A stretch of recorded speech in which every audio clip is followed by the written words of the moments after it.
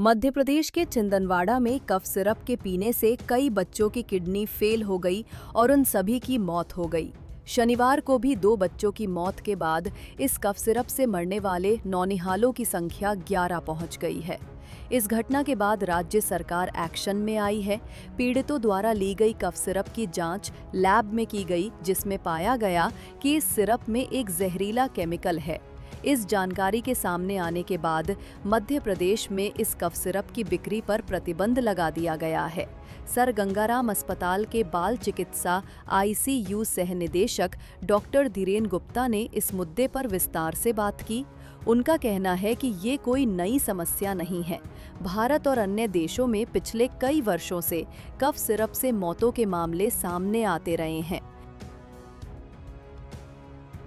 Doctor Gupta के अनुसार मुख्य समस्या ये है कि इंसानों के उपयोग के लिए जो फार्माकोलॉजिकल ग्रेड के इंग्रेडिएंट होते हैं, उनकी जगह अक्सर सस्ते और कम गुणवत्ता वाले इंडस्ट्रियल ग्रेड इंग्रेडिएंट्स का उपयोग किया जाता है।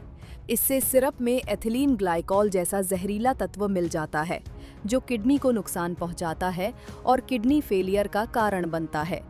कफ सिरप में ये जहरीला पदार्थ कई बार इतना गंभीर रूप अख्तियार कर लेता है कि इससे बच्चों की मौत भी हो जाती है। डॉक्टर गुप्ता ने बताया कि कफ सिरप 3 चरणों में बच्चे को नुकसान पहुंचाता है।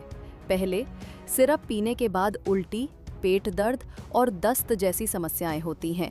दूसरे चरण में किडनी में क्रिस्टल बन जाते हैं, जिससे किडनी फेलियर हो जाता है।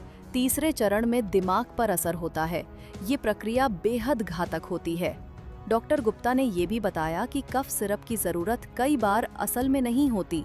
खांसी शरीर की एक नैसर्गिक प्रक्रिया है, जो गले या फेफड़ों में फंसी हुई चीजों को बाहर निकालने का काम करती है।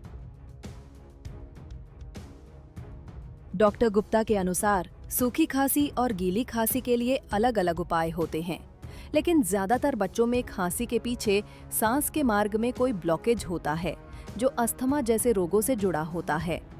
ऐसे में खांसी दबाने की बजाय सांस के मार्ग को खोलने पर ध्यान देना चाहिए।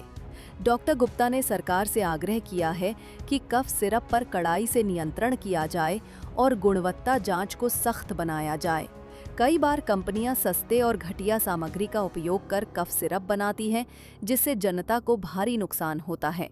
इसके अलावा आम जनता को भी जागरूक होना चाहिए और बिना डॉक्टर की सलाह के कफ सिरप का सेवन नहीं करना चाहिए।